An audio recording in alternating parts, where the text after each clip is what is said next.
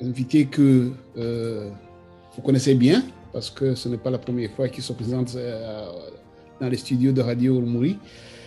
Je dis que j'ai toujours eu un peu de chaleur au cœur lorsqu'il entre parce que il a beaucoup de choses à nous apprendre. C'est quelqu'un qui a eu une longue carrière de diplomate, quelqu'un qui a vu beaucoup de choses, pas mal de choses. Et aujourd'hui aussi, je suis sûr qu'il nous sera vraiment bien utile et dans un dossier un peu compliqué que nous allons aborder ce soir. Mais disons-lui d'abord, bonsoir, ambassadeur Ndayishimiye Jean-Marie Vianney. Bonsoir, cher Aloïse Sebonga. Bonsoir à tous les auditeurs de Radio Urumuri. Bonsoir à tous nos amis qui suivent nos émissions depuis quelque temps déjà. Je suis encore, comme toujours, bien heureux de vous accueillir parce que nous avons besoin encore une fois de votre lumière, de votre expérience pour parler d'un dossier, sur fond diplomatique, mais à travers un prisme de justice juridique. Comme vous êtes juriste de formation, nous le savons bien, et que vous avez une longue carrière de diplomate, nous sommes donc en plein dans votre domaine, et ce qui est bien pour notre radio et ce qui vous mettra à l'aise aussi donc, dans l'analyse de ce dossier. Nous allons parler du dossier Paul Rusesabagina, pour beaucoup qui ont suivi des émissions de Radio Urumuri, c'était un dossier bien connu. C'était Rwandais, un héros du génocide qui a eu des démêlés avec le gouvernement de Paul Kagame, qui s'est réfugié à l'étranger. Je fais donc un petit résumé. Et à l'étranger, comme il s'est engagé dans des actions donc, de critique de la gestion du pays, du FPR, à travers Paul Kagame. Paul Kagame l'a kidnappé et l'a ramené chez lui au Rwanda, devant la stupéfaction de tout le monde, parce qu'un kidnapping à partir des États-Unis, c'est pas vraiment anodin quand on est du Rwanda. Et donc, nous avons eu, je vais vous demander d'abord une petite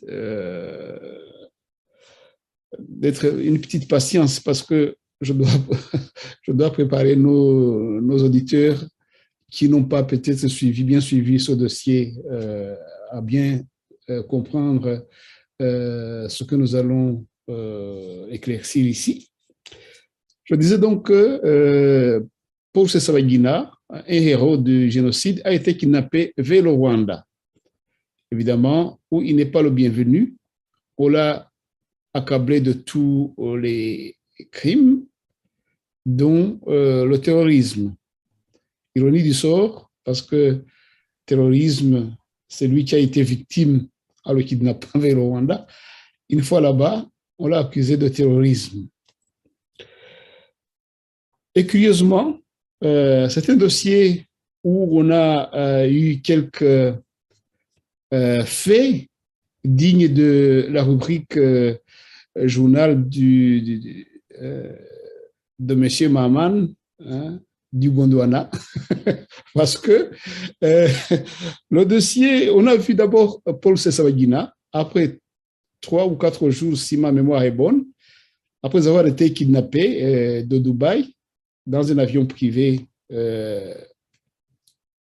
Et donc, il est arrivé à Kigali. Et 4 jours après, on nous l'a présenté à la télévision, menotté, en costume, et le porte-parole de la police avec lui. Et le porte-parole qui dit que M. Rusesabagina a été arrêté et à Kigali. Donc, il a été arrêté à Kigali. On l'a retrouvé comme par hasard à Kigali. On l'a arrêté. Et tout cela a été fait avec, d'après le porte-parole de la police, avec la complicité ou, disons, la collaboration avec des États amis. Donc,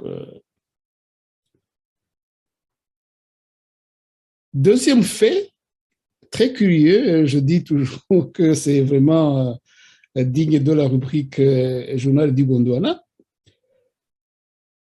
Quelques jours après, quand le monde s'indignait, il se demandait, se posait des questions, mais comment se fait-il que quelqu'un qui était recherché par le Kigali s'est amené lui-même et qu'on l'a arrêté à Kigali? C'est pas possible.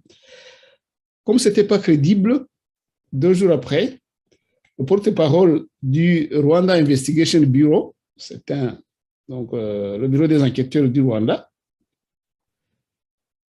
a déclaré que c'est Paul Rusesabagina, donc, qui s'est amené lui-même à Kigali, tout seul, comme ça, comme un grand. Donc, il a occulté la collaboration avec des pays partenaires étrangers. Quelque temps après, nous avons vu Paul Kagame, interviewé par la télévision rwandaise, qui nous déclare que M. Paul Rusesabagina est venu au Rwanda, est arrivé à Kigali croyant qu'il arrivait à Bujumbura, au Burundi. Paul Kagame, le président du Rwanda, dit même que on dirait que c'est quelqu'un qui se trompe de numéro et qui fait un mauvais numéro de téléphone, qui appelle un mauvais numéro de téléphone. Ça s'est passé comme ça d'après Paul Kagame. Seulement, un aveu que le monde a suivi très curieusement avec étonnement. Paul Kagame, dans cette interview, il déclare que quand même, il a mis une petite main, qu'il a utilisé une petite ruse pour que Paul Rusesabagina arrive à Kigali. Comme si cette ruse pouvait, ne pas être un crime d'utiliser la ruse pour arriver à des fins criminelles. Voilà, et un autre fait, pour aller très vite, on a vu Rusesabagina interviewé par CNN dans la prison de Kigali. On s'est dit, mais le Saint-Esprit est arrivé dans le cœur de Paul Kagame, qui accepte que un prisonnier soit interviewé par des journalistes dans sa cellule. Mais c'était... Bon, curieusement, Paul Rusesabagina dit, voilà, je ne sais pas comment je me suis retrouvé à Kigali parce que quand je suis réveillé, j'étais bâillonné et menotté. Bon, alors, le monde devenait de plus en plus interrogateur. Il dit, mais finalement, qui on va croire? On a vu d'autres faits qui étaient vraiment tellement abracadabrants qu'on s'est dit, mais finalement, qu'est-ce qui s'est passé? Où est-ce que ce dossier va arriver? On a vu des témoins. Paul Rusesabagina, justement, dans cette interview avec CNN, il a déclaré que il a été trahi par un certain pasteur, apôtre Constantin Niomungere, qui l'a amené, ne sachant pas qu'il l'a amené à Kigali. Donc, il avait un plan de l'amener à Kigali et que c'est lui qui a eu vraiment, qui était la main active de Paul Kagame pour l'amener à Kigali. C'était on commençait à y voir clair, si je peux dire. Alors, depuis lors, la pression, pour conclure, la pression internationale n'a cessé d'entrer dans le dossier. Les Américains, donc le Sénat, le département d'État, l'Union européenne, le Conseil de l'Union européenne, l'Assemblée de l'Union européenne ont mis la pression sur Kigali pour qu'on libère Paul Rusesabagina, pour qu'il soit jugé soit en Belgique, soit aux États-Unis, parce qu'il avait été amené au Rwanda par force ou par ruse, mais contrairement à sa volonté, et qu'il n'était pas jugé. Et puis, ce qui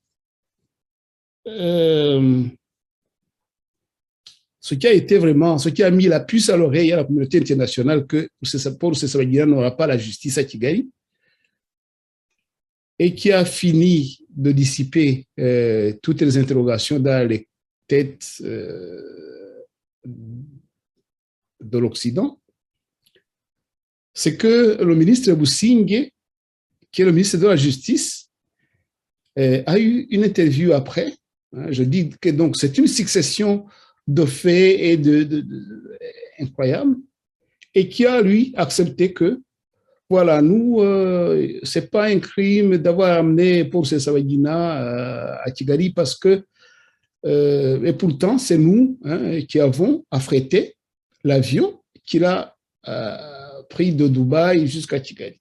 Donc, les affaires devenaient de plus en plus claires, et la communauté internationale continue de mettre la pression sur Kigali. Alors, le fait est que la justice rwandaise a montré la mauvaise foi pour vraiment donner à Paul Rusesabagina une défense appropriée, adéquate, notamment en refusant les avocats qui avaient été commis par sa famille, les avocats de l'étranger, et on lui a donné un avocat d'office à Kigali, ou deux avocats d'office qui apparemment voulaient l'entraîner dans des aveux, dans le chemin où le gouvernement rwandais voulait que son procès aille. Alors, récemment, lundi de la semaine passée, l'un des avocats, Maître Lurquin, Vincent Lurquin de Belgique, un avocat belge, qui avait aidé Paul Rusesabagina dans son même dossier, parce que le dossier n'a pas commencé à Kigali. Il avait été introduit en Belgique par la demande de Kigali, mais comme la justice de la Belgique, qui suit quand même certaines règles de droit, donc voulait que le procès se passe de façon juste, le Kigali a dit non, ça n'ira pas, il faut qu'on l'amène, ils l'ont kidnappé justement. Et c'est Maître Lurquin qui avait suivi, donc qui était l'avocat de Paul Rusesabagina à partir de la Belgique. Il a voulu continuer de suivre à Kigali, mais ce fut un refus catégorique de la part de Kigali, en inventant plein de motifs.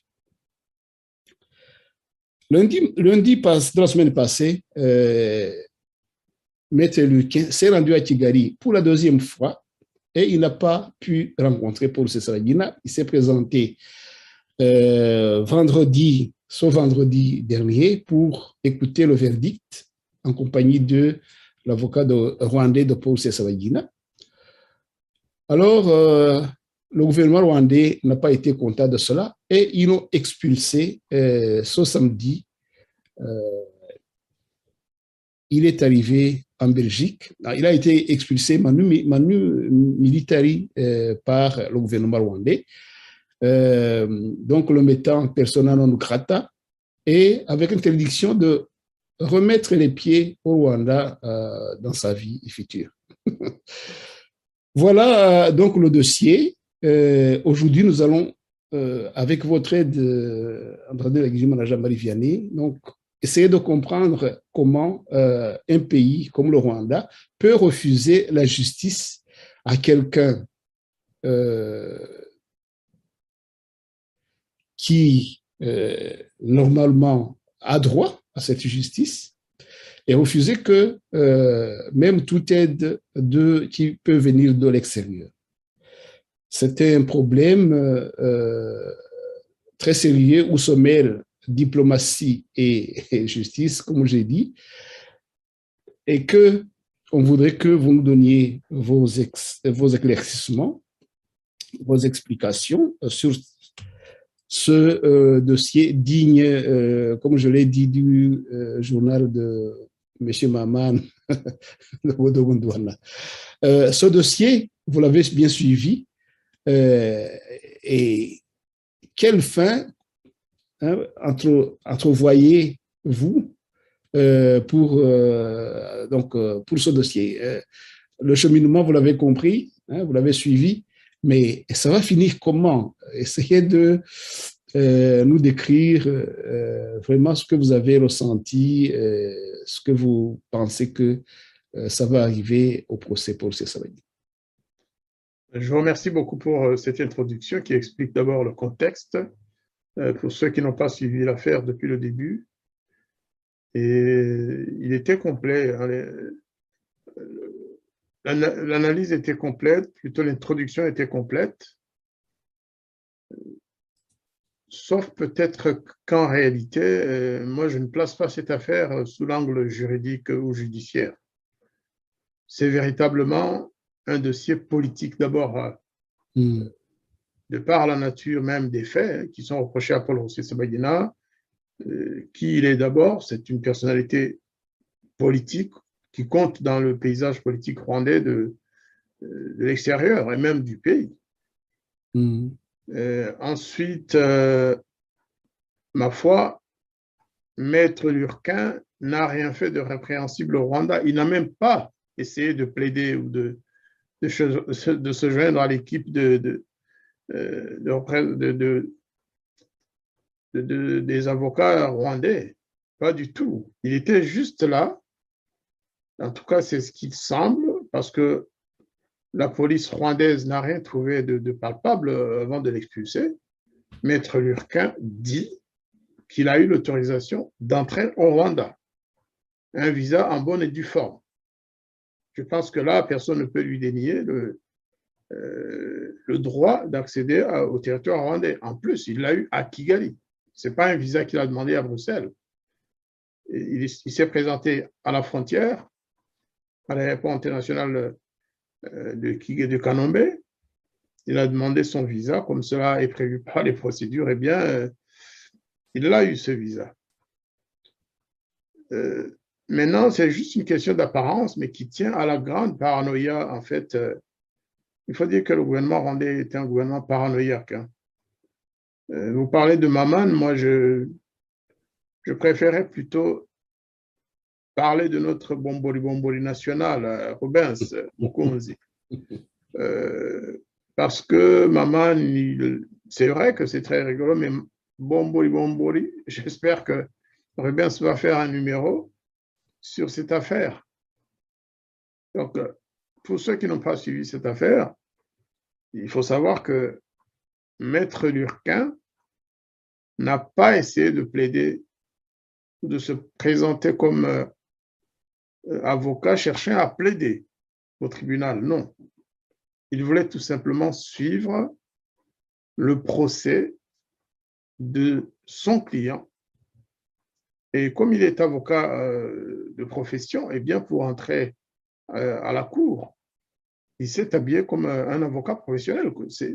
C'est dans les us et coutumes. Il n'allait pas se présenter au tribunal en basket ou en jeans. Non, il a mis sa toge d'avocat.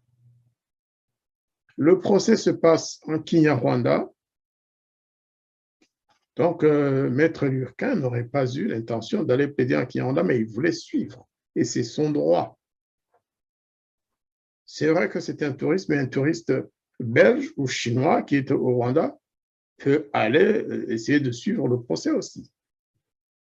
Donc, en aucun cas, Maître Lurquin n'a trompé les autorités rwandaises ou la police rwandaise ou la police des frontières, puisqu'il a demandé et obtenu son visa. Ensuite, il a fait ce qu'il a fait. Le problème, c'est qu'en fait, le gouvernement rwandais voudrait couper toute... ils veulent couper Rusesabagina du monde.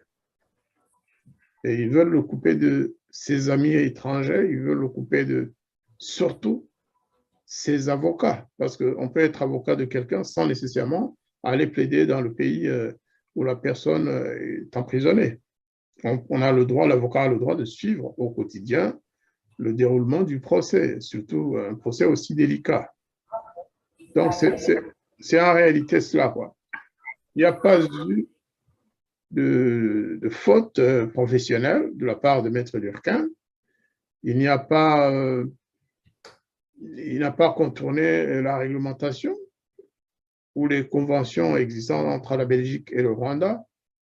Donc, pour moi, il s'agit tout simplement d'une atteinte à la liberté de Maître Lurquin en tant qu'avocat et en tant que personne, tout simplement. C'est une atteinte aussi aux conventions et aux relations qui existent entre la Belgique et le Rwanda, parce que les Belges, à ma connaissance, ils ont le droit d'aller au Rwanda et d'avoir leur visa à l'aéroport. C'est ça la convention. Ça se passe comme ça. Maître Lurquin avait le droit de rester au Rwanda pendant quelques mois, 2 mois, je pense. Et là, en fait, il a été victime de cette paranoïa dont je parlais, sachant qu'il a kidnappé Paul Rusesabagina, sachant qu'il a utilisé la torture sur la personne de Paul Rusesabagina, aussi bien pendant le kidnapping qu'après. Et quand je dis torture, ce n'est pas nécessairement torture à l'électricité. Il y a plusieurs formes de torture.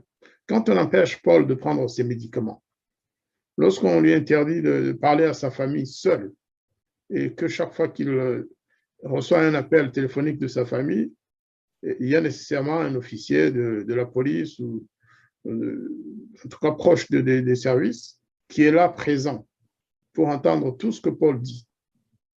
C'est de la torture morale, mais il a aussi subi des tortures physiques. Ne pas manger 3 fois par jour comme cela est prévu dans le règlement. Ne pas avoir ses médicaments alors que tout le monde savait que Paul avait besoin de certains médicaments de manière régulière. Ça, c'est une forme de torture qui peut même coûter la vie à notre frère Rusesabagina. Donc, c'est tout ça que le gouvernement rwandais essaie de cacher. Je ne dis pas la justice rwandaise parce que la justice rwandaise ne s'oppose pas à la venue des avocats, c'est le gouvernement, c'est pourquoi ça devient une affaire purement politique. Cela rappelle, pour ceux qui n'avaient peut-être pas commencé à s'intéresser au Rwanda ou au fonctionnement de la justice rwandaise, cela rappelle, rappelez-vous, en 2010, un autre cas d'avocat étranger arrêté, celui-là, et même maintenu en prison pendant des mois. Il s'agit du professeur Erlinder, qui était l'avocat de Madame Umuhoza, Ingabire Victoire. Il est resté en prison pendant des mois et des mois. Et c'était un Américain, hein, croyez-moi.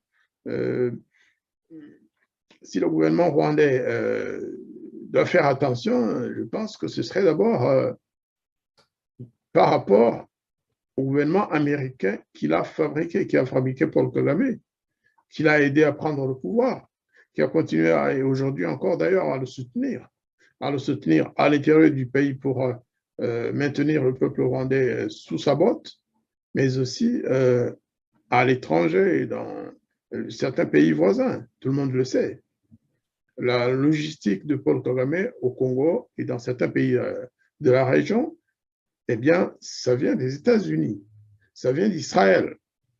Donc, qu'il ait pu maintenir Maître Erlinder en prison pendant des mois, c'est vrai que le gouvernement américain avait essayé de mettre le holà sur cette situation, mais Paul Kagame n'a pas bougé. Il a fallu vraiment des menaces, il a fallu que la vie de Maître Erlinder soit menacée sérieusement pour qu'il accepta enfin de le relâcher. Et donc, cette succession d'abus montre tout simplement que le Rwanda, plus que jamais, est un État voyou. C'est un État qui vit dans la peur. La peur, le danger est partout. Tout le monde devient un ennemi du Rwanda et du régime de Paul Kagame. C'est comme ça qu'il faut voir les choses. Ce n'est pas un dossier de procédure judiciaire, pas du tout. C'est tout simplement que le Rwanda a des choses à cacher. D'abord, sur le déroulement justement de l'arrestation, du kidnapping, enfin du déroulement de ce procès, le Rwanda veut cacher. Le gouvernement rwandais veut cacher, et cela aux Rwandais et aux étrangers. Donc, ils ne supportent pas qu'un Belge, un avocat belge, qui est supposé être plus libre, plus indépendant que les avocats rwandais. Ce n'est pas pour manquer de respect à mes compatriotes, mais c'est connu aussi, la justice en Belgique est plus libre. Maintenant, peut-être qu'on va revenir à la question que moi je me pose. Pourquoi tous ces gouvernements laissent Paul Kagame faire? Pourquoi la Belgique ne sort pas de ses gonds pour dire la vérité à Paul Kagame? Parce qu'il s'agit là quand même de Maître Lurquin, ce n'est pas n'importe quel Belge, hein, c'est un avocat, et il s'agit de quelqu'un qui représente toute une profession en Belgique. Il est député aussi, il est membre de... Voilà, exactement. Exactement. Et donc, pourquoi la Belgique n'utilise pas les mêmes moyens? Je me rappelle, récemment, j'ai eu un entretien avec l'ancien ambassadeur belge au Rwanda, M. Swinen, qui m'a raconté ce qu'ils avaient fait en 1990-91, après l'arrestation du groupe des 8000 ébizistes, c'est-à-dire toutes les personnes qui étaient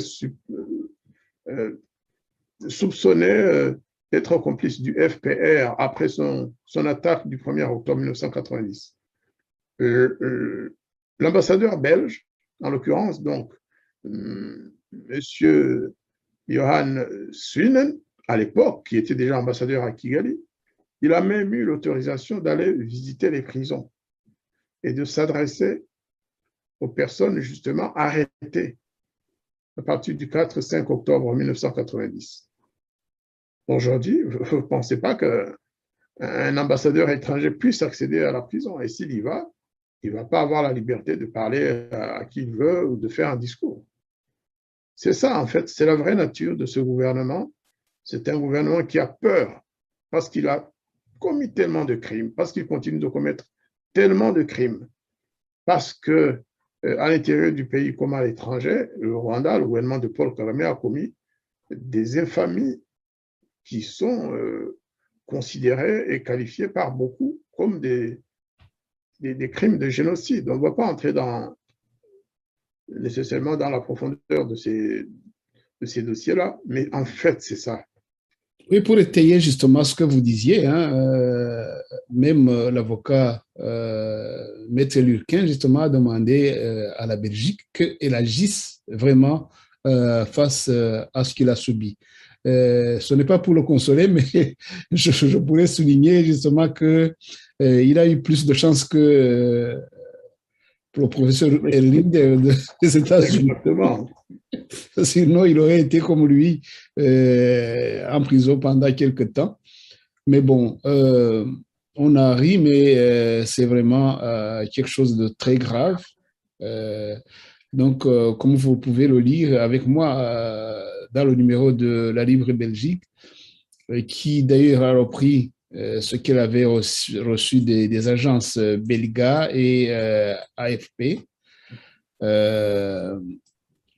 On parle justement de l'avocat belge, de l'expulsion de l'avocat belge et de ses impressions, donc de sa demande vraiment à la Belgique que donc son pays qu'il y ait des actions sérieuses face à ce refus de justice.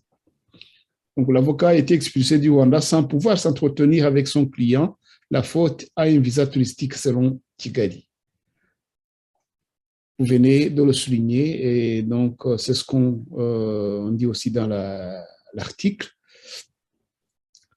On dit que l'avocat belge de Paul Rusesabagina, ancien gestionnaire de l'hôtel des 1000 collines à Kigali, Maître Vincent Lurquin, a été expulsé du Rwanda après s'être vu refuser l'accès à la prison où son client est détenu dans l'attente du verdict de son procès pour terrorisme.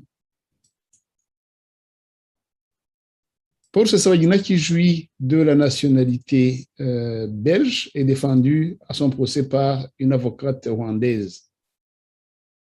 Ce n'est pas une avocate. Actuellement, c'est un avocat. Oui, c'est Maître Gatela Gashabana, c'est un homme. Donc, voilà, c'était une précision. L'homme a été rendu célèbre en 2004 par le film Hotel Rwanda. Donc, l'homme, ça veut dire Rusesabagina, Paul Rusesabagina. Il a été rendu célèbre par le film Hotel Rwanda en 2004, qui raconte comment Sohutu a sauvé plus de 1000 personnes au cours du génocide de 1994. À l'âge de 67 ans, ce virulent opposant au président Paul Kagame a été jugé de février à juillet pour son soutien présumé au Front de Libération Nationale, FLN, groupe rebelle accusé d'attaque meurtrière au Rwanda. Ses avocats et ses proches ont régulièrement dénoncé l'impossibilité de le rencontrer depuis son arrestation dans des conditions troubles à Kigali en août 2020, à la descente d'un avion qu'il pensait être à destination du Burundi. Le gouvernement rwandais a admis avoir facilité le voyage vers Kigali, mais affirme que l'arrestation était légale et que ses droits n'ont jamais été violés. Un procès politique, comme vous le disiez. M. Rusesabagina et sa défense ont boycotté les audiences depuis mars, protestant contre un procès politique rendu possible par son enlèvement et contre la violation de ses droits à la défense. Maître Luquin, expulsé samedi soir du Rwanda pour avoir enfreint la loi sur l'immigration, est rentré en Belgique ce dimanche après-midi via des escales en Ouganda et aux Pays-Bas. Il a confirmé à l'agence belga avoir été arrêté et interrogé par les autorités rwandaises avant d'être escorté par des militaires jusque sur le tarmac de l'aéroport. Voilà, je pense que c'est le résumé de tout ça. Donc, une fois arrivé en Belgique, il a demandé à son pays vraiment qu'il agisse devant ce qu'il venait de subir et le refus de justice à un citoyen belge. Parce qu'il faut vraiment le souligner. Il faut que Paul Rusesabagina est un citoyen belge qui est détenu illégalement suite à un enlèvement. Donc, la Belgique, qui n'agisse pas, il y a beaucoup de gens, monsieur l'ambassadeur d'engagement Jean-Marie Vianney, qui se posent la question et qui se demandent comment la Belgique peut laisser son citoyen comme ça dans les griffes de quelqu'un qui est à l'étranger, qui l'a kidnappé. C'est pas, vous qui êtes expert en diplomatie, vous en avez vu de tels cas de kidnapping, mais les pays dont le kidnappé est citoyen, en tout cas, doivent faire tout ce qu'ils peuvent pour le ramener à la maison, auprès de sa famille. S'ils ne le font pas, je pense que ce pays manque d'un grand devoir à ses citoyens, je pense. Je ne sais pas ce que vous en dites, mais nous en sommes à nous poser cette question à propos de la Belgique. Non, c'est-à-dire que d'abord, tout cela procède d'un mensonge évident. Le Rwanda a voulu assimiler Paul Rusesabagina à des terroristes comme Ben Laden et autres, et ils l'ont dit, ils ont écrit ça dans les journaux du Rwanda, que donc s'ils ont kidnappé Paul Rusesabagina, pourquoi pas, disait-il, puisque les États-Unis ont déjà kidnappé des terroristes, et c'était des terroristes avérés qui avaient attaqué, qui avaient détruit les tours jumelles, qui avaient commis des attentats à travers le monde. Paul Rusesabagina n'a jamais commis d'attentats ni commis d'actes terroristes au Rwanda ou à l'étranger. C'est tout cela, en fait, qu'il faut dire. Mais il y a un élément important aussi qui montre la mauvaise foi du gouvernement rwandais et pas de la justice. Le gouvernement rwandais avec toutes les institutions, tous les organismes, tous les organes de l'État, en fait, en particulier la police, en particulier les services connexes. Eh bien, lorsque Maître Lurquin a été arrêté et conduit pour interrogatoire dans les bureaux de la police, il a demandé à être assisté par son avocat lorsqu'il est au Rwanda, eh bien, ça a été refusé. Il n'a même pas eu cela. Ils ont refusé qu'il soit assisté. Or, la loi prévoit cela. On ne va pas, lorsqu'il y a une série d'irrégularités comme ça, personnellement, c'est pourquoi je ne me place pas en fait sous l'angle juridique de la chose. Il s'agit de tout faire pour le gouvernement rwandais, de faire condamner Paul Rusesabagina sans témoins étrangers, sans témoins, notamment sans ses avocats étrangers. C'est ça la réalité. Donc, c'est purement politique. D'ailleurs, l'article que vous venez de passer le précise aussi, même si la Libre Belgique est un peu parcimonieuse, hein, elle parle de... Elle adoucit un peu le ton lorsqu'elle parle du Rwanda. Ça ne m'étonne pas beaucoup parce que je suis habitué à ces articles. Il faudrait vraiment qu'en Belgique, des voix se lèvent pour dire que Maître Lurquin n'a rien fait d'illégal et que Paul Rusesabagina, le Belge kidnappé par le Rwanda, n'a commis aucun crime ni aucun délit devant occasionner un kidnapping. Je crois qu'il faut qu'on le dise et qu'on fasse une pression sur le gouvernement de Kigali. Oui, il y a une réalité, monsieur l'ambassadeur, il y a une réalité, c'est que tout le monde vient de le voir, c'est que Paul Rusesabagina n'aura jamais de justice équitable à Kigali. Tout à fait. Quand on ne vous permet pas d'être assisté par les avocats que vous avez choisis, c'est clair et net, c'est qu'on ne veut pas que vous bénéficiez des droits de tout justiciable, surtout quand vous avez été kidnappé. Normalement, ce procès n'aurait même pas dû avoir lieu. Les avocats de Rusesabagina l'ont dit, ils ont demandé que ce procès n'ait pas lieu, tout simplement parce que dès le départ, il y avait un défaut, un vice qui l'entachait. Un vice qui faisait que normalement ce procès n'aurait pas dû avoir lieu, puisqu'il a été occasionné par un acte délictueux, un acte de terrorisme. Là où la Libre Belgique aussi, enfin on l'appelle maintenant la Libre, là où elle a adouci un peu trop le ton, c'est en parlant du kidnapping en fait. Ils disent, moi je ne suis pas d'accord avec l'expression « affréter un avion ». Cet avion n'a pas été affrété. Cet avion, maintenant on le sait, appartient à une compagnie dont Paul Kagame et sa famille sont des associés qui ne disent pas on ne va pas retrouver leur nom. Mais il y a des enquêtes qui ont été faites et qui continuent, qui prouvent que la compagnie propriétaire de ce jet privé, entre guillemets, ce n'est pas un jet privé, c'est un jet qui appartient au gouvernement rwandais, ou en tout cas à Paul Kagame en partie, qui a été utilisé à plusieurs reprises par la famille de Paul Kagame, par ses enfants, par sa femme, pour aller aux États-Unis et ailleurs. Donc, ce n'est pas un jet privé au sens réel du terme, c'est un jet où la famille présidentielle et les services secrets rwandais ont des mots à dire.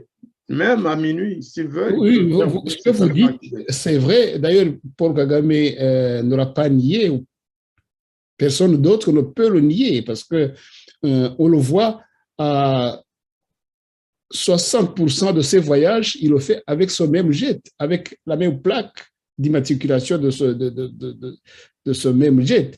Donc, c'est un avion qui appartient à une compagnie dont le nom donc, se lit en langue étrangère, basé à l'étranger, mais une compagnie donc de Paul Kagame, voilà, dans ses actions de laver la monnaie, donc laver la monnaie, l'argent qu'il dérobe au pays. Blanchir. Oui, blanchir l'argent qu'il dérobe au pays. Tout à fait. Il investit dans des compagnies étrangères et il utilise ces avions, ce sont les siens. On le voit avec le même avion, avec la même plaque d'immatriculation aux États-Unis, en Afrique ou ailleurs. Donc, ce n'est pas un avion quelconque qui a été affrété pour kidnapper Paul Rusesabagina. C'est vraiment. D'ailleurs, personne ne le nie. Personne ne l'a nié. Vous savez, cette compagnie d'avions soi-disant privée, c'est un des canaux par lesquels Paul Kagame passe justement pour blanchir un peu tout ce qui vient de RDC, de la République démocratique du Congo, c'est connu. Maintenant, il s'est spécialisé aussi en football. Il a encore renouvelé son contrat récemment avec Paris Saint-Germain, avec Arsenal, je pense. Il y a une semaine, Paul Kagame s'emportait en disant Arsenal a perdu un match, il faut absolument que l'entraîneur s'explique. Vous pensez vraiment qu'un chef d'État rwandais doit prendre autant parti pour une équipe de football, tout simplement parce qu'ils ont un contrat, qu'ils se contentent de la convention ou du contrat de visite Rwanda. Au-delà de cette convention qui tient, semble-t-il, du tourisme, en fait, hein, c'est pour promouvoir le tourisme vers le Rwanda. Mais en quoi la victoire du Paris Saint-Germain ou d'Arsenal compte pour lui? Pourquoi ça doit être si important que ça? Mais en réalité, tout le monde, là aussi, ça se dit. Paul Kagame, en passant par le Qatar et par des voies détournées, il est devenu associé dans ces équipes-là. Il a des parts dans les équipes qu'on présente au Rwanda comme des partenaires touristiques. En fait, il est devenu associé. Il a des parts dans les sociétés qui gèrent via le Qatar et via certaines autres voies. C'est ça aussi qu'il faut savoir. Paul Rusesabagina a été, nous devons essayer de chercher de ce côté-là, parce qu'un de nos frères, un de nos amis, un de nos compatriotes, pour vous, belges, et amis pour nous tous, a été kidnappé grâce à l'aide des mêmes réseaux. Les mêmes réseaux, les propriétaires de cette compagnie aérienne, ils sont associés à Kagame.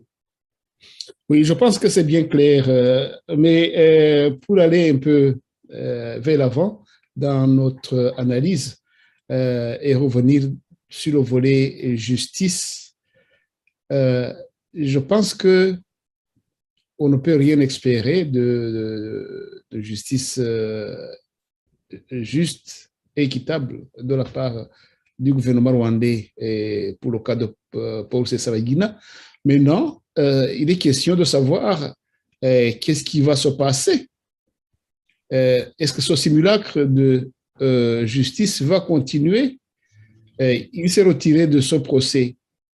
On va le juger parce que le projet, plutôt le verdict va être prononcé vendredi, non, c'est vendredi, c'est quel jour encore? Donc le 20 août, ce sera vendredi, effectivement, et personne n'ignore le verdict parce que, bon, les prémices de ce verdict sont là, on l'a analysé, on a parlé des faits. Cela étonnerait, ambassadeur d'Aguilement Jean-Marie Vianney, que le procès arrive à un acquittement ou à... C'est pas moi. Donc le verdict est bien connu.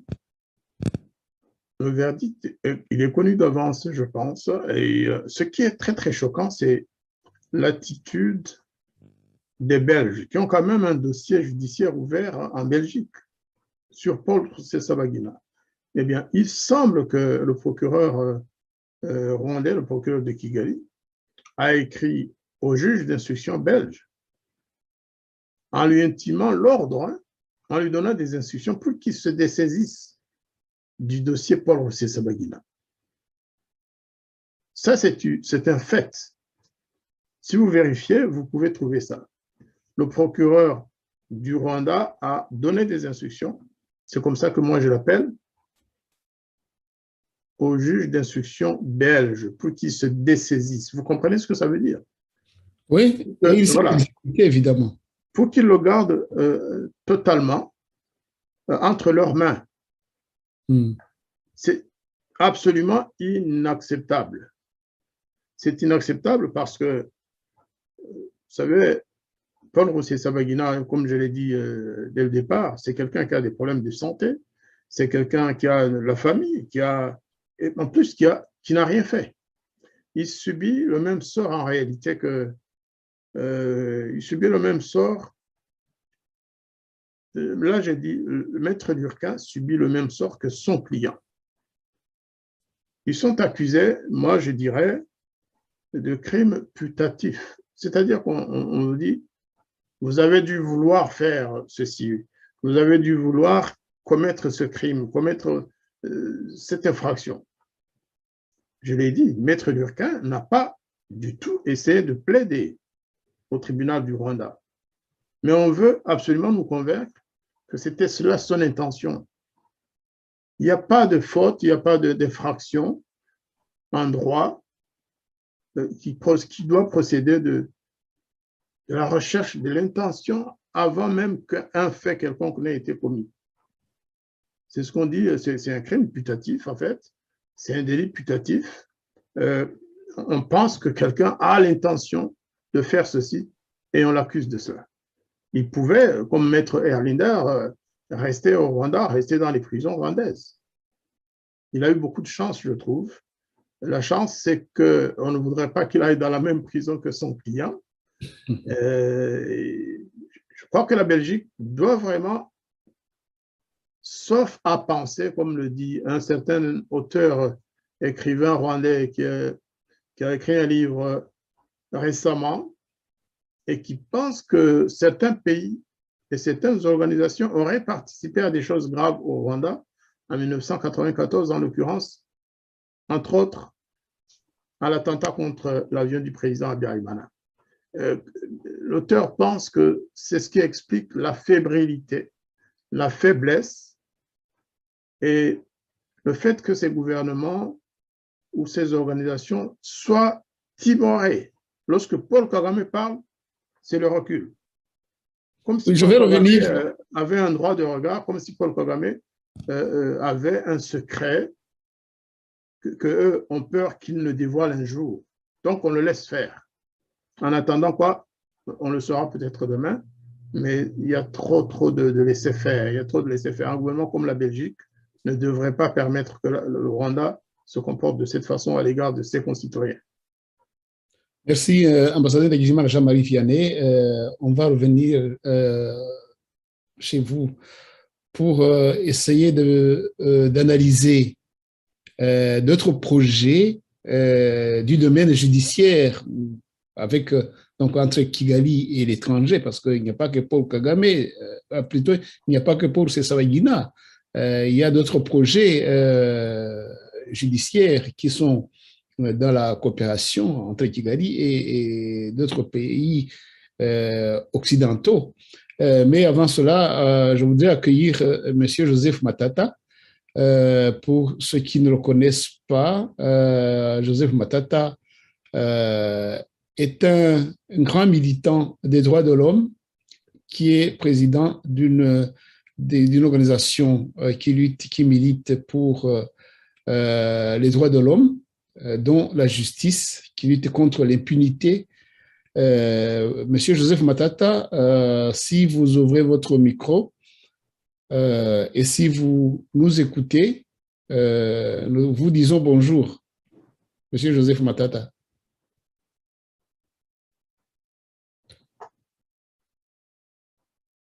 Bon, apparemment, M. Joseph Matata ne nous entend pas. Et donc, en attendant que nous soyons en contact avec lui, continuons un peu notre analyse. Monsieur l'ambassadeur d'Egimana Jean-Marie Vianney, justement, le Rwanda a d'autres projets, d'autres relations basées sur le domaine, donc du domaine judiciaire avec les pays occidentaux. L'entreprise qu'avait fait Kigali auprès de Bruxelles, de lui transmettre Paul Rusesabagina ou alors de le juger sur place en Belgique, c'est une procédure normale pour les pays, entre pays hein, qui ont même des accords de coopération dans ce domaine.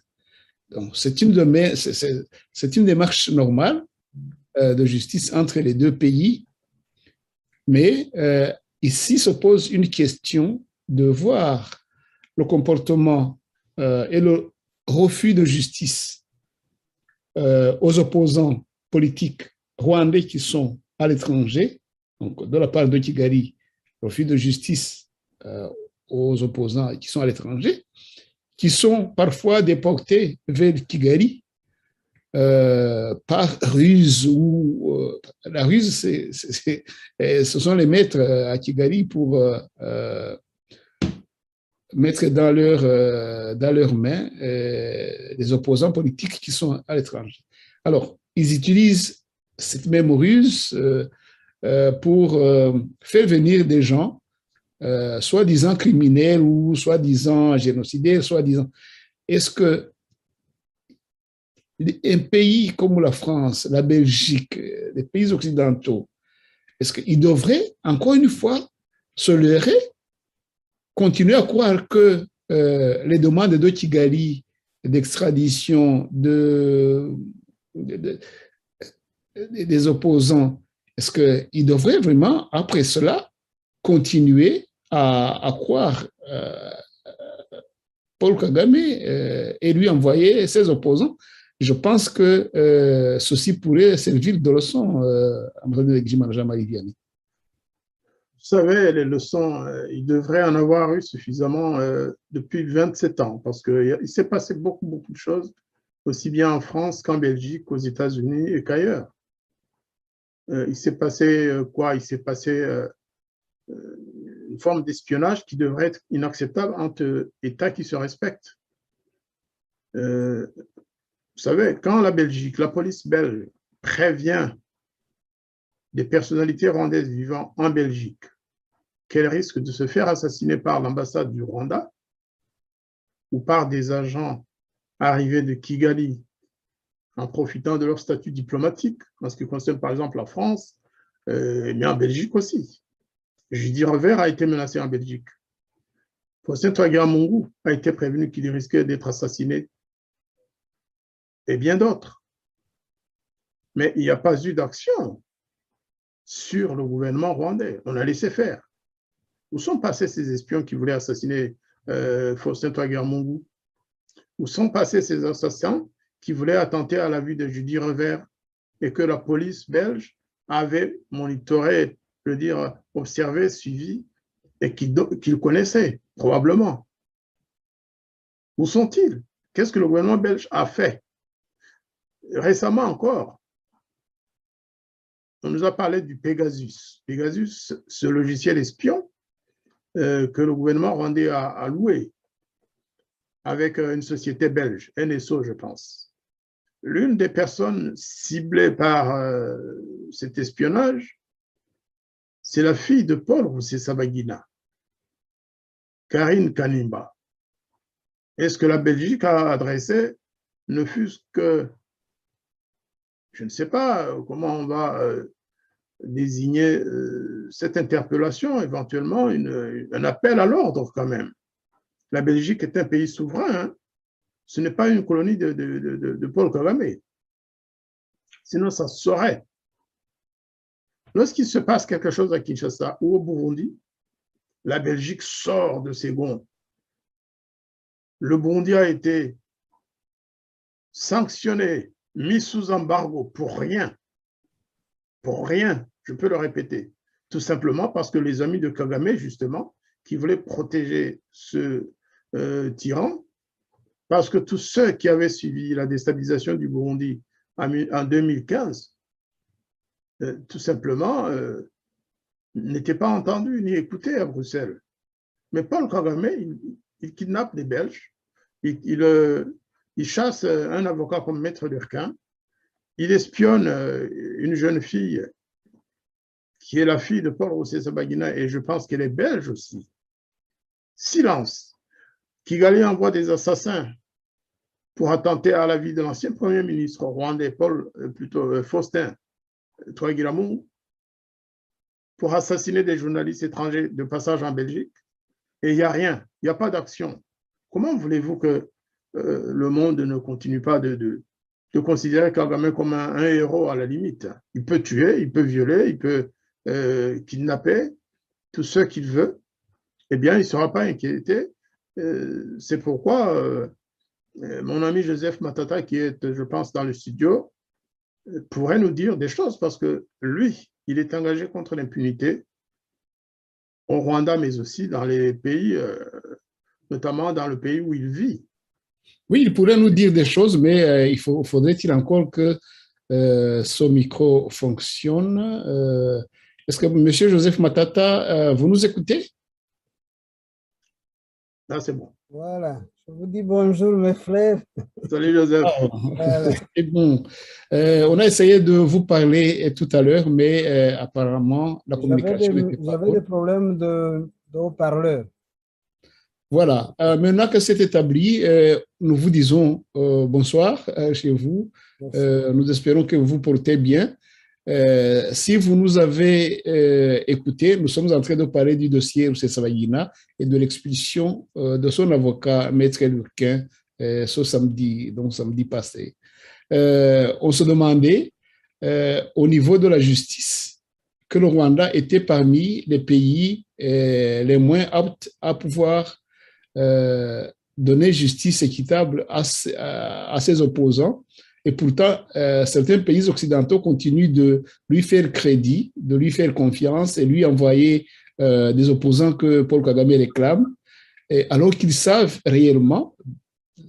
Une autre preuve en plus, c'est le procès donc, de Paul Rusesabagina. Ils le savent bien qu'il n'y a pas de justice au Rwanda. Mais on se demandait, mais pourquoi les pays occidentaux continuent-ils à fournir à Paul Kagame des gens pour mettre la tête sur le bio? Donc, c'est ça la question. Vous qui êtes une grande militant depuis votre enfance des droits de l'homme, vous qui êtes président du CLIR, l'association qui lutte contre l'impunité et l'injustice au Rwanda, vous pouvez nous éclaircir sur la justice de Paul Kagame ou le manque de justice de Paul Kagame, mais que les Occidentaux ne veulent pas avoir. Et les pays comme la Belgique, qui laissent son citoyen entre les mains d'un tel dirigeant qui n'est pas, en tout cas, personne fréquentable au niveau de la justice. Comment voyez-vous cela, M. Joseph Matata? Eh bien, merci de me poser cette question, mais je dois souligner que le Rwanda est un État totalitaire. Il n'y a pas d'État de droit et tout État totalitaire fonctionne comme à l'époque des nazis hitlériens. Donc, ils méprisent la vie humaine, ils méprisent la justice, il y a absence de justice totale et leur projet, c'est toujours un projet d'extermination, d'assassinat, d'emprisonnement, de kidnapping. C'est tous les crimes, quoi, avec toute une cruauté, avec la cruauté dont les humains savent être... dont les humains sont capables, quoi. La cruauté extrême, pire que celle que des animaux sauvages peuvent avoir. Parce que l'être humain a montré ses capacités de cruauté, et que ce soit dans la torture, que ce soit même dans les guerres sauvages qui se sont livrées, les humains ont montré une cruauté incroyable, pire que celle des animaux. Donc, pour Kagame, je crois que c'est quelqu'un qui est venu d'Ouganda. En Ouganda, il n'y avait pas de justice. Même là-bas, en Ouganda, il était habitué à tuer. Il n'y avait personne qui lui disait quoi que ce soit. Quand ils ont attaqué le pays, il a liquidé ses collègues, le Guigema, le major Bayingana, Chris, etc. Il a continué jusqu'à aujourd'hui. Jusqu'à aujourd'hui. Donc, c'est quelqu'un qui est habitué à tuer. Et apparemment, ces maîtres qui l'ont choisi comme mercenaire dans cette région sont habitués à travailler avec les régimes totalitaires. D'autant plus qu'ils ont un passé, ici en Europe, ils ont un passé, ils ont travaillé à l'époque de la montée du totalitarisme allemand avec Hitler. Donc, ils s'accoutument au régime de Pinochet, ils se sont accoutumés au régime de Joseph Staline, le grand dictateur qui a massacré plus de 20 millions d'opposants en Russie, avec l'installation des goulags, les prisons dans lesquelles on éliminait des millions d'opposants, etc. Donc, moi, je crois que ensuite aussi, il faut imaginer aussi que l'Occident a, dans son histoire lointaine ou récente, l'Occident, c'était un champ de bataille. Donc, en quelque sorte, ils sont habitués à voir la mort en face et ils ne regardent maintenant que les intérêts. Ensuite, quand on voit l'époque coloniale, l'époque de l'esclavage, tout ça, c'était de la cruauté. Donc, je crois qu'en quelque sorte, ils ne regardent que les intérêts et jamais, jamais les êtres humains. Malgré que le berceau de la chrétienté, le berceau de l'Église catholique avait tempéré en amenant le concept de que tous les frères sont, que tous les hommes et toutes les femmes sont des frères et sœurs. Mais je crois que maintenant l'intérêt, le goût, l'argent, comment dirais-je, les intérêts géostratégiques, ils passent avant l'être humain.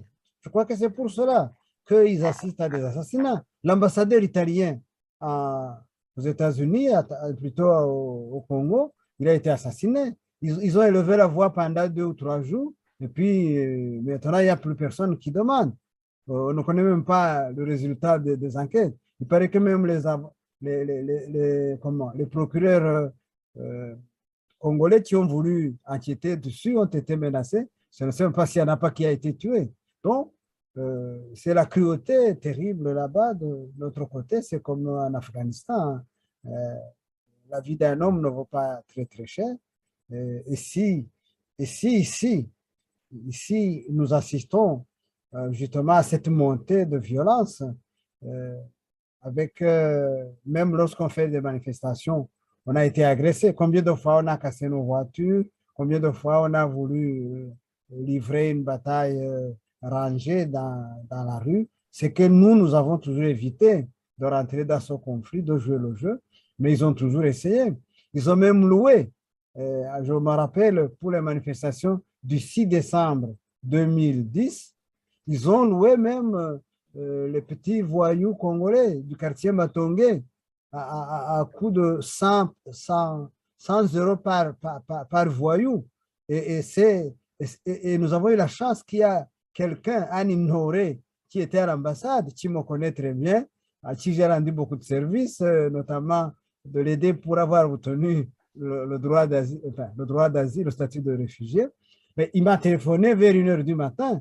Il m'a dit, écoute, fais gaffe, demain, tu seras attaqué, votre manifestation sera polluée par des voyous congolais qui vont casser les choses et on va mettre ça sur votre compte. Et j'ai informé notre chef notre encadreur des manifestations, M. Patrick Bunders, qui a enquêté, qui a trouvé que l'information était vraie. Ils les ont neutralisés. Ils ont amené presque une trentaine de fourgonnettes de police remplies de policiers parce qu'ils avaient eu l'information. Donc, le régime totalitaire, tous les régimes totalitaires sont des régimes extrêmement brutaux. Ils n'ont pas peur de la violence. Ils ne critiquent que la violence. Ils ne survivent que par la violence. Merci. Merci, M. Joseph Matata, pour le tableau que vous venez de nous peindre, même s'il est noir, du président Kagame et de son régime.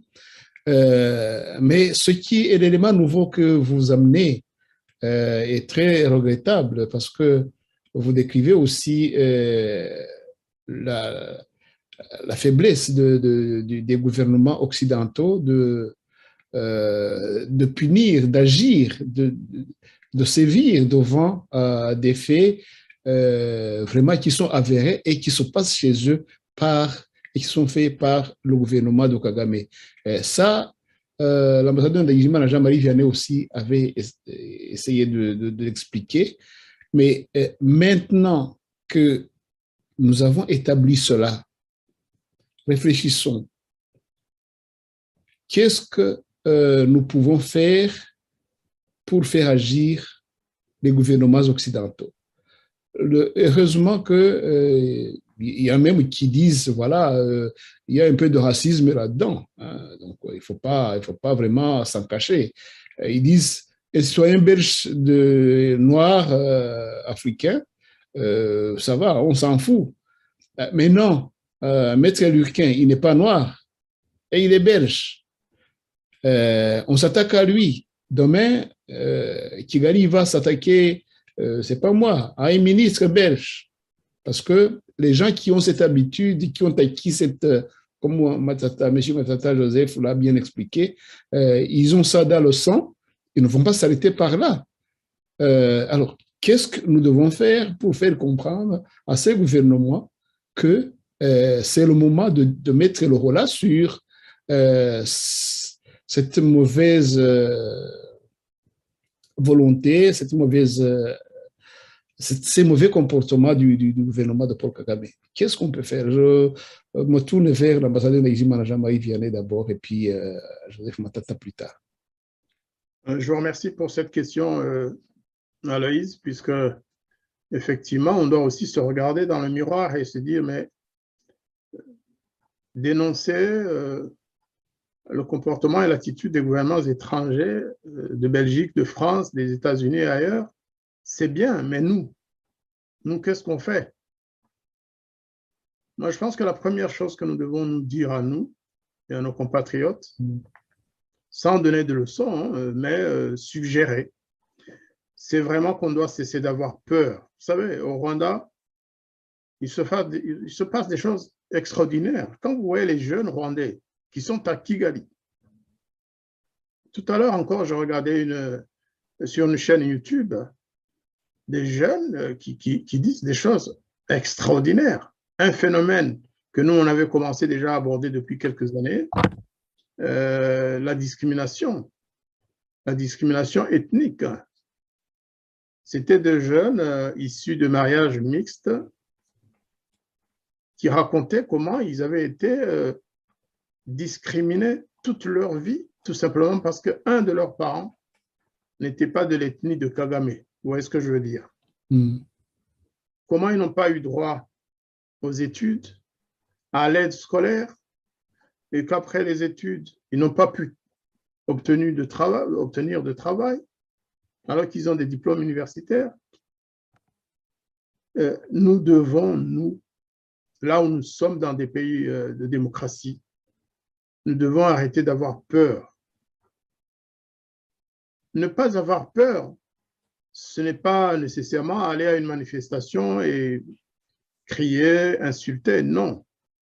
Mais il y a des choses que nous devons oser faire dans la légalité des pays dans lesquels nous vivons. Par exemple, ne pas être complaisant. Nous sommes trop complaisants avec le régime de Paul Kagame. Nous sommes complaisants pour dire ce qui s'est passé, pour raconter notre histoire. Pensez-vous, Aloïse, qu'il soit tolérable aujourd'hui que certains nous reprochent ou rejoignent les réseaux du FPR en France, en Belgique ou ailleurs, qui nous traitent de négationnistes, des compatriotes, qui sont même parfois dans les mêmes organisations de l'opposition comme nous, qui nous traitent de négationnistes? parce que nous osons dire que le FPR a commis un génocide au Rwanda et en RDC, Congo. Ça déjà, c'est faire alliance avec... je n'aime pas parler d'ennemis parce que le gouvernement rwandais, c'est des adversaires. Ceux qui si sont vous derrière, me permettez une seconde, ambassadeur Gizimana Vianney, on nous traite de négationnistes à Kigali. Nous qui croyons ferme, nous qui avons lutté contre le génocide. Tout à fait. Comment peut-on lutter contre le génocide pendant 3 mois du génocide et devenir négationniste? Ça, mais ce n'est pas étonnant. Je le dis pour les Occidentaux. Parce que même l'orphelin du génocide des Tutsis, Karasira Aimable, il vient d'être accusé de négationniste. Presque de mais la famille Ouigara. Kizito Mihigo. Négationniste aussi. Kizito Mihigo. Non, je continue pour parler. Oui, allez-y. Je voulais souligner ça parce que nos compatriotes, parce que les Occidentaux aussi le sachent. L'émission va se terminer, il faut que je le dise, mais je ne vise personne. Hein. Aloïse nous a demandé de nous adresser à nous-mêmes. Moi, c'est le message de ce soir. Il faut que les Rwandais arrêtent de vouloir apparaître à tout prix comme des modérés. Le mot modéré n'a pas de sens.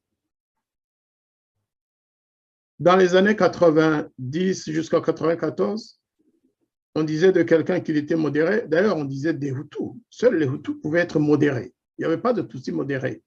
Ils l'étaient tous. Mais on sait où ça nous a conduit.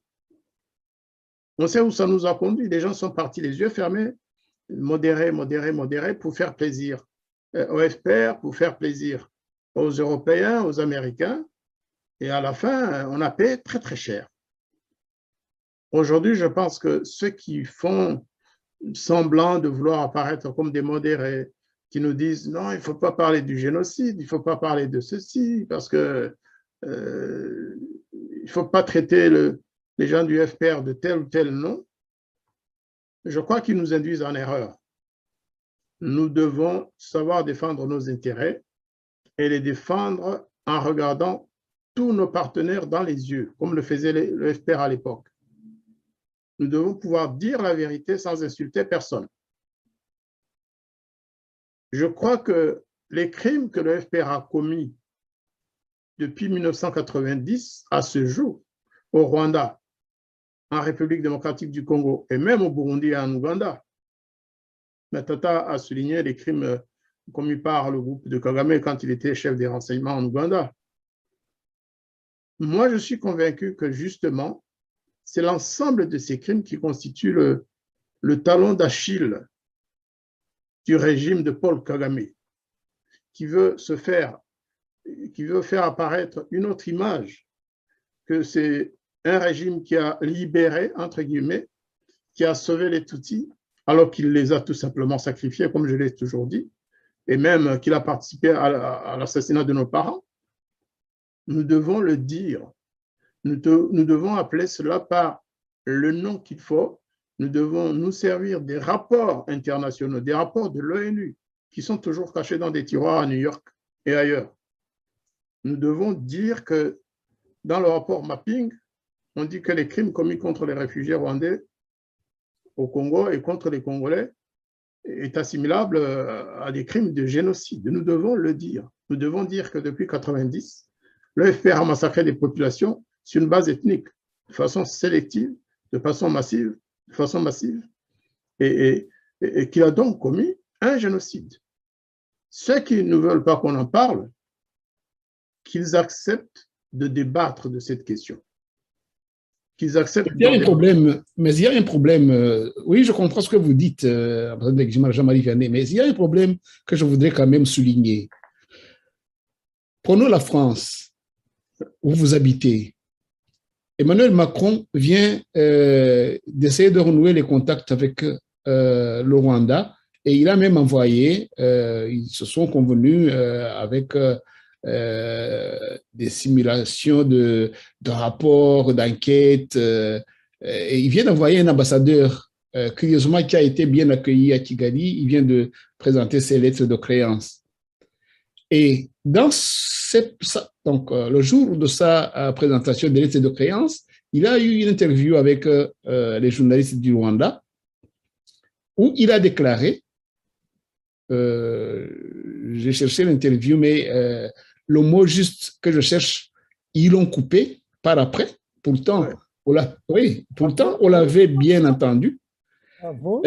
Donc, il avait déclaré qu'il va créer un poste d'un diplomate à Kigali dans son ambassade, l'ambassade de France à Kigali, un poste de quelqu'un qui va travailler rien que sur la déportation des gens visés par le gouvernement de Kigali, donc les opposants qui sont en France, qu'ils accusent de génocidaires, de négationnistes, et que ce poste sera établi à Kigali, à l'ambassade de France. C'est la déportation. Un diplomate, rien que pour ça. Mais la partie, je ne vais pas la passer parce que ils ont coupé ça.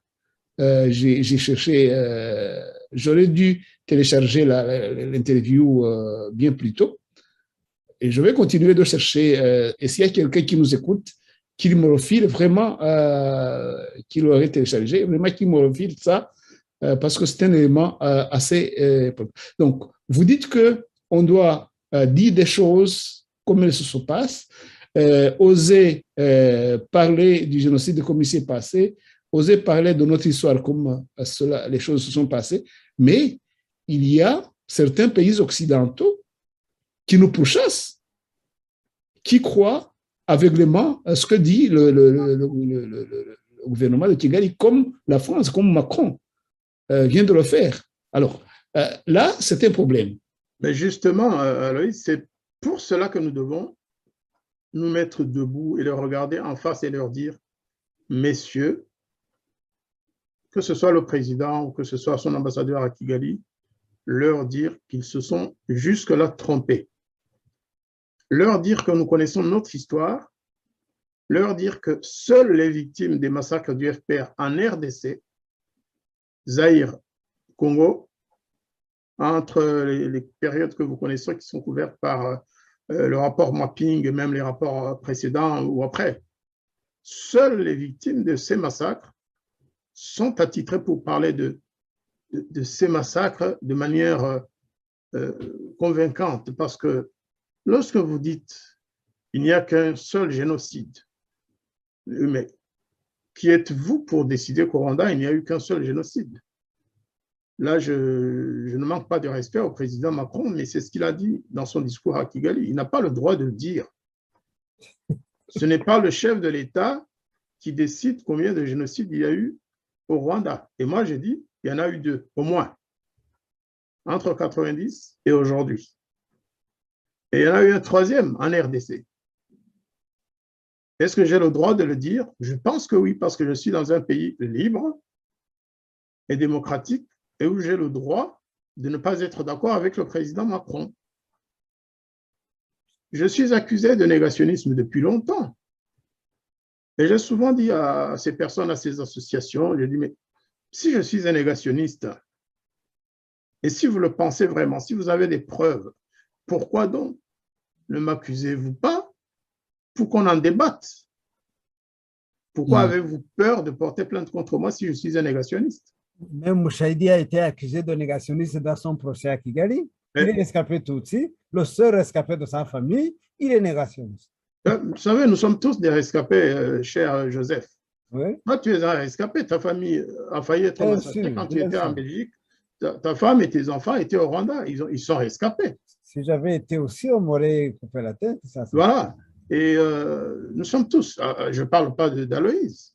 Aloïse était un rescapé, sa famille a été... il a été rescapé plusieurs fois. Effacé de la planète, hein. Attention, hein. C'était un rescapé, même s'il n'a pas été menacé directement de lui, mais sa famille a été rasée de la carte du monde. Hein. Et donc, on ne peut pas nous impressionner comme ça. Nous devons de plus en plus oser être traités de négationnistes ou même d'extrémistes. Il nous reste 5 minutes. Savez-vous qu'il y a des personnes qui m'ont traité récemment encore, des gens qui sont avec nous, hein, qui sont des réfugiés comme nous, qui ne peuvent même pas oser à Kigali, mais qui disent « Oh, celui-là, c'est un extrémiste ». Un extrémiste en quoi? En quoi dire que le FPR a commis un génocide contre les Hutus constitue un acte de négationnisme ou d'extrémisme? C'est ça que nous devons rejeter, tous ces clichés, toutes ces bonnes ou belles expressions utilisées par des associations connues en France ou en Belgique. Nous devons dire stop. Nous sommes dans des pays libres. Si vous voulez qu'on en discute, organisons une conférence, organisons un débat, trouvons des modérateurs et débattons-en. Quelle que soit la formule qu'ils veulent, moi je suis prêt, Joseph Matata, on sera ensemble. Nous avons maintenant des jeunes Rwandais qui n'ont pas peur. Ils seront à nos côtés et lorsque nous, on n'aura plus la force de nous exprimer, ils vont prendre le relais. Voilà, nous avons encore 4 minutes. Est-ce qu'on pourrait essayer de dire le mot de la fin pour clôturer? Je vais commencer par Joseph Matata et puis ambassadeur Ndagijimana Jean-Marie Vianney. Eh bien, moi, je dirais que la phrase qu'on a coupée, le mot qu'on a coupé que tu as entendu, c'est un mot extrêmement dangereux. On revient à l'époque de Pétain avec le gouvernement de Vichy qui a facilité les déportations des Juifs vers les camps de la mort nazie. On veut encore ici en Europe prendre les gens qui ont fui ce régime sanguinaire et les ramener à Kigali comme la Hollande le fait. Donc c'est un nouveau complot des Occidentaux contre des Noirs innocents qui n'ont pas le droit d'être appelés réfugiés ou de vivre en paix. Pourtant, ils ont des services de renseignement, ils savent très bien que ce régime est génocidaire. Depuis l'Ouganda, ils ont des mandats d'arrêt espagnols, ils ont des mandats d'arrêt français du juge Bruguier, sont des criminels notoires reconnus. Ils ont les livres de Pierre Peyon, de Ruzibiza, ils ont les livres de Jidi Reva, avec des noms de criminels affichés qui continuent de faire disparaître les gens au Rwanda. Donc, moi, je crois que à force d'aller piller en Afrique, les Européens sont en train de perdre la tête. Ils sont revenus comme à l'époque de l'esclavage ou de la colonisation, où ils ont commis des massacres coloniaux incroyables. Et c'est comme s'ils donnaient un feu vert à Kagame de dire, tu peux massacrer, même y compris sur le territoire européen, on va vous les envoyer. C'est pour cela qu'on traîne les pieds avec Rusesabagina. Guy Tennis a été emprisonné à Kigali 75 jours, 2 mois et demi. Et ils ont dû se dépêcher, il est venu parce qu'ils ont été fermes. Et pourtant, à cette époque-là, le génocide, ça marchait encore. En 2005, vous pouvez encore vendre un peu le génocide au Rwanda. Maintenant, avec tout ce qu'on connaît, les responsabilités du Front patriotique rwandais, les responsabilités de Kagame, avec tout ce qu'on connaît, même contre les Banyamulenge, même les Banyamulenge sont en train de se retourner contre Kagame. Ils ont compris que tous les malheurs, tous les massacres du Congo, tous les crimes, toutes les guerres, toute la souffrance, Kagame en est responsable au moins à 90%. Donc, tout le monde a les yeux ouverts, sauf les Occidentaux, qui ont pourtant les moyens d'investigation pour le savoir. Donc, ils font un peu comme pour les campagnes du Covid, hein. Ils font le malin, quoi. Voilà, je m'arrête là. Je laisse le mot à mon grand frère. Merci pour cette conclusion, Monsieur Joseph Matata. Et l'on retiendra vraiment cette comparaison que tu viens de faire et c'est très important. Monsieur l'ambassadeur Ndagijimana Jean-Marie Vianney, pour conclure. Je remercie mon petit frère. Les cheveux blancs sont trompeurs en fait, hein. Il a raison, je suis son grand frère, mais on est des camarades depuis longtemps et on a souvent les mêmes idées d'ailleurs sur tout ce qui se passe au Rwanda et sur les actions à entreprendre. Moi, ce que je vais dire, je reviens encore une fois à mes compatriotes.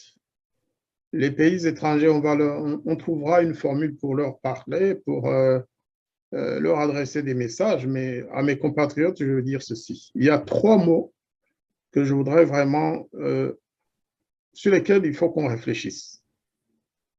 Nous sommes plusieurs dizaines de milliers de réfugiés rwandais en Belgique, en France, aux États-Unis, au Congo, en Zambie, au Malawi, en Afrique du Sud et partout dans le monde. Nous sommes de plusieurs origines. Il y a des Tutsis parmi nous qui ont été victimes du génocide des Tutsis et nous le reconnaissons. Il y a des Hutus qui ont été victimes du génocide commis par le FPR. Cela est moins accepté par certains. Il y a même des Batwa qui ont été massacrés, dont on ne parle jamais. Il faudrait qu'on ait un sursaut d'empathie. Il faut qu'on soit solidaire. Le FPR a massacré des centaines de milliers de Hutus, c'est connu, mais il a aussi massacré des Tutsis entre 90 et 94 et après. Et il continue d'en assassiner beaucoup aujourd'hui. Il faut qu'on soit solidaire, qu'on développe une empathie qui va nous profiter à nous tous, hein, et surtout qu'il y ait un respect mutuel. Lorsqu'on aura ces trois-là et qu'on aura le courage de nous dire, tiens, au fait, ce régime-là, à l'égard des Tutsis, voilà ce qu'il a fait, à l'égard des Hutus, des Batwa, voilà ce dont il est responsable, et que tout le monde développe cette empathie et accepte qu'on discute et qu'on dise ce qu'il faut dire, qu'on qualifie ces crimes, eh bien, je pense qu'on aura fait une avancée énorme dans la réconciliation d'abord, mais aussi dans la lutte contre ce régime criminel. Je pense que si on continue à adopter une attitude de complaisance ou même de complicité involontaire, on n'aboutira jamais à rien. C'est ce que je voulais dire, Aloïse, et vraiment merci beaucoup pour cette émission. Merci à Joseph. Je crois que les énergies que je n'avais pas, Joseph m'a aidé, ma tata m'a aidé à les libérer. Et si c'est possible, si c'était possible, j'aimerais que, de temps en temps, souvent d'ailleurs, les émissions du mardi soir, j'aimerais les partager avec Joseph. S'il est d'accord et s'il a le temps, parce que je sais qu'il est très sollicité par ailleurs. Mais lorsqu'on est deux, avec Aloïse, qui est notre partenaire au sein de la société civile, ceux qui ne le savent pas doivent savoir que Aloïse Simbunga est le président de notre cadre de concertation de la société civile. Et que cette radio à laquelle il s'est consacré aide beaucoup, aussi bien la société civile, mais que les gens de l'opposition politique aussi, et même les gens qui sont au Rwanda, en Ouganda et ailleurs, qui suivent très nombreux notre radio. Je vous remercie beaucoup, chers amis.